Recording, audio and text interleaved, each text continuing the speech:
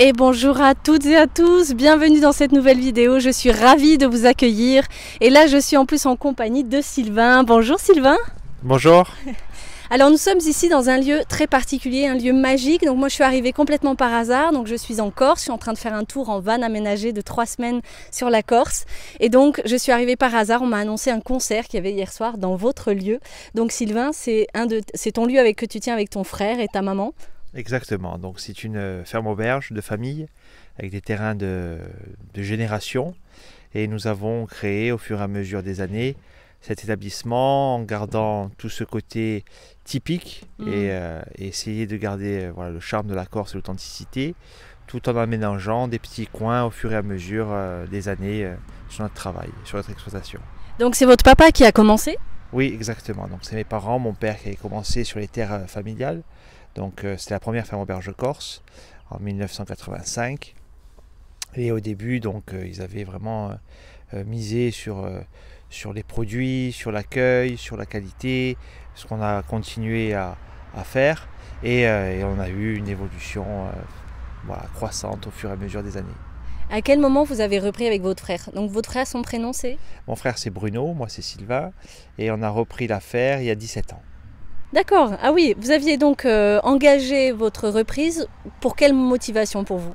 Alors nous c'était donc une histoire de famille, donc c'est encore ces traditions, donc il y a un dicton qui dit qu'on n'hérite pas de la terre de ses parents mais qu'on l'emprunte à ses enfants, donc c'était vraiment voilà, un sens que notre père nous a éduqués, voilà, de tradition, de patrimoine, d'héritage et donc on a essayé de continuer et qui nous plaît énormément. Bah, ça se voit parce que le lieu est vraiment magique. Je réalise que partout où on regarde, on sent qu'il y a de l'amour qui est investi, il y a de l'harmonie, on sent le bien-être qui est mis en avant aussi. On sent qu'on peut être là vraiment pour se reposer, se ressourcer. Et puis aussi, il y a toute une démarche écologique, une démarche de prendre soin de la terre, de prendre soin des autres. Quelle est votre approche exactement ? Alors, eh bien, nous, c'était, voilà, ça coule de source de faire vraiment des produits de qualité, des produits bio, de l'éco-responsabilité, de travailler en circuit court. Donc, ce qu'on ne fait pas, on se cherche des amis qui font le même travail que nous. On a la chance, donc, dans la région Figari, d'avoir de très très bons produits, un très bon vignoble, une très belle terre justement avec beaucoup d'eau où on a pu vraiment développer notre exploitation agricole et grâce à ça voilà, nous avons pu voilà, évoluer et garder des produits de qualité. Est-ce que tu peux me décrire ce que vous faites comme activité ? Qu'est-ce que vous proposez comme produit déjà ? Alors nous on fait donc du maraîchage, beaucoup de végétal, on fait de l'huile d'olive, on fait un peu de vin. Cette année j'agrandis mon exploitation viticole. Ensuite on fait beaucoup de cueillettes avec ma mère donc pour faire des thés aromatisés pour nos petits déjeuners. Donc nos clients sont ravis de goûter voilà, des herbes du maquis. Et ensuite on a un petit peu l'exploitation à la montagne, donc on alterne mer, montagne et on a voilà, des cultures différentes. Et alors, ta maman m'a parlé d'une aventure que vous avez vécue, qui est la création du vin de la mer. Tu peux me parler de cette histoire ? Voilà, donc on a voulu créer quelque chose d'original et de particulier. Donc on a voulu créer un vin de la mer. C'est une innovation, donc on fait nos vendanges manuelles la nuit, qu'on instaure. On s'est aperçu que nos coteaux bord de mer et nos coteaux dans les terres en Corse avaient des arômes différents. Donc on a décidé sur les coteaux dans les terres de rincer une partie des raisins à l'eau de mer. C'est en laissant séchant, ce qui nous a permis d'apporter beaucoup de fruits. Le salin exauce les fruits. Ensuite, on a décidé de vinifier un petit peu comme faisaient les Romains et les Grecs dans l'Antiquité, en système de macération, en incorporant des algues, des herbes, des minéraux. On a obtenu une couleur bleue naturelle qu'on a réussi à stabiliser grâce à des sels minéraux, parce qu'on s'est aperçu qu'avec la lumière, la chaleur, l'alcool, la couleur était instable. Et on a trouvé vraiment cette couleur originale et ça coulait de source, voilà, bleu en plus avec la mer et d'avoir cette couleur bleue, c'était vraiment particulier. Et ensuite on a des casiers et on stocke une partie des bouteilles sous la mer pendant 6 mois tout l'hiver. Waouh. Et c'est un ami à nous, corailleur, donc qui est scaphandrier, qui nous a gentiment voilà, proposé de mettre ses services en action et de nous aider à stocker les bouteilles sous la mer. Et puis vous avez un partenariat avec un dessinateur aussi de renommée ? Exactement, c'était l'ami de mon père, donc j'ai perdu mon père il y a 4 ans. Et c'était le projet commun qu'on avait de faire quelque chose de particulier. Donc c'est pour ça que je me lance dans la viticulture là, cette année en rajoutant une plantation. Et c'était l'ami d'Enki Bilal. Donc mon père me disait, on va demander à Enki de nous faire l'étiquette, on va faire un vin particulier, on va essayer de sortir un petit peu des sentiers battus et faire quelque chose que les autres ne font pas. Qu'est-ce qui fait venir en fait cette idée de vouloir quelque chose d'original qui ne se fait pas, et comment on enclenche ce genre de projet complètement original qui sort des sentiers battus justement? Eh ben, il suffit, c'est une éducation. Mon père était un peu avant-gardiste de beaucoup de choses, donc a créé donc la première auberge corse, a développé des écologes à la montagne, était sur ce projet, a instauré un système de propositions de menus avec des choses vraiment originales où les gens chez nous se font eux-mêmes leur salade avec notre charcuterie, notre huile d'olive. Donc c'était vraiment, il fallait oser, et au final les gens ont apprécié cette simplicité, cette originalité, et c'est ce qu'on continue, c'est ce qu'on essaie de continuer à faire. Et justement, le fait de faire ses propres salades, tu peux raconter le concept du début et comment ça a évolué aujourd'hui? Eh ben, mon père cueillait directement les légumes du jardin, les mettait dans des coques en liège, les posait sur la table des clients, et les gens au début étaient surpris, et après c'est devenu vraiment quelque chose qui a coulé de source, et les gens se font eux-mêmes leur salade chez nous avec après notre huile d'olive, notre charcuterie, terrine maison, les petits cornichons du jardin. Après on fait beaucoup de cuisson au feu de bois, donc on fait du porcelet à la broche tous les mardis et les vendredis avec des champs corses, avec une sauce baie de genièvre myrte. On fait du gigot d'agneau cuit au feu de bois, citron, menthe et herbe à baronne, le thé endémique.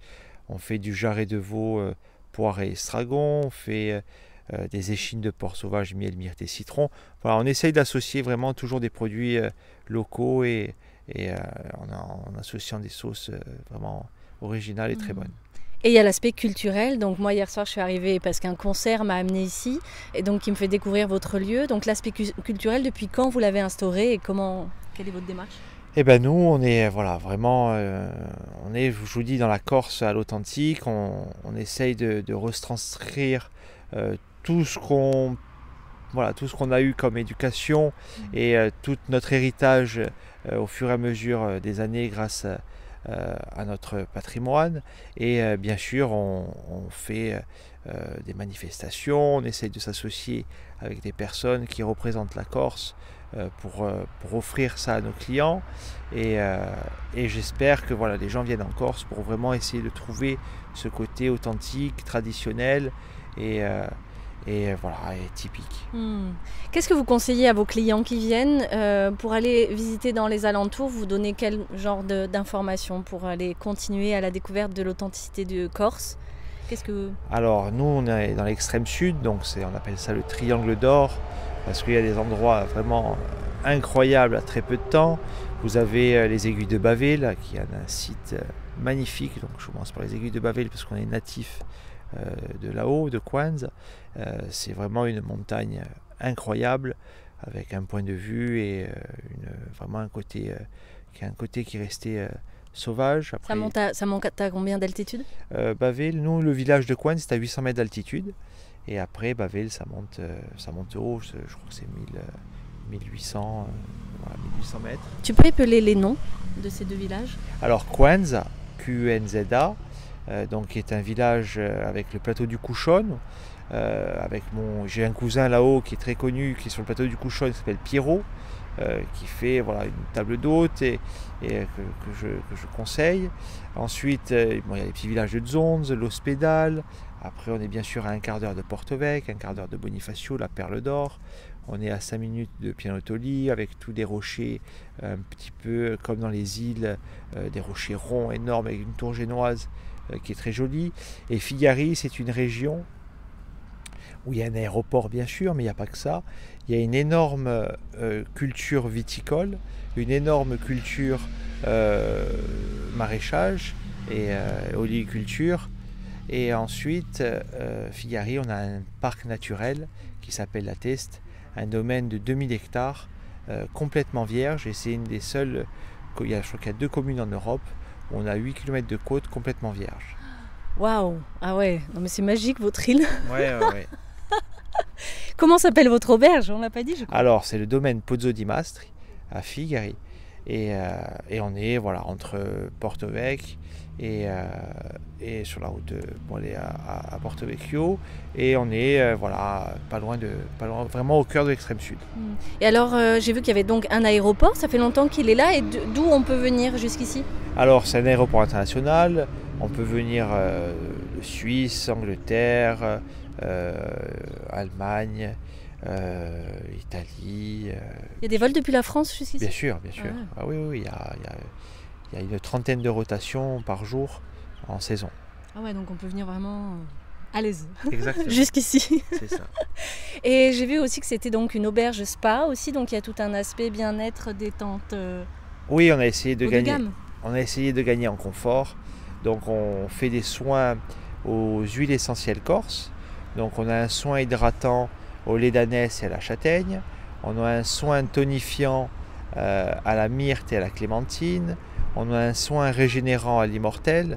Donc c'est une herbe qui est vraiment très très bonne au niveau molécules.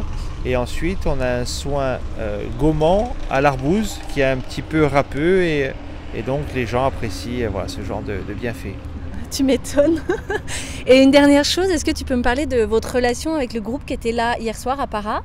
Alors à Rapa, c'est des amis c'est des amis de mon père, Jacques Coulioli. Au départ, ils avaient fait une tournée il y a très très longtemps. Mon père les avait fait venir, enfin pas le groupe Arap, mais Jacques était parti avec le groupe Insurgenti en tournée en Italie. Et Jacques a une aura et un son et les personnes qui l'accompagnent avec Pape et ses acolytes qui chantent mais d'une façon incroyable. Oui, je confirme. Et après en associant du violon avec le piano, des jeux de lumière, c'était vraiment incroyable. Un grand merci de nous avoir offert cette soirée, proposé ce moment qui était vraiment précieux. Merci pour ce temps de présentation de ce lieu. C'est vraiment un lieu exceptionnel que je vous invite à venir visiter et voir. Pour visiter aussi la Corse, c'est un beau point de chute. Merci à vous et heureux de vous accueillir si des gens nous suivent et seraient heureux de découvrir notre petit endroit. Coin de paradis. Merci beaucoup. Merci à toi Sylvain. Merci, à bientôt. Bonne continuation. Et puis à vous, prenez soin de vous, prenez soin des autres et prenez soin de la terre. Ciao, bye bye.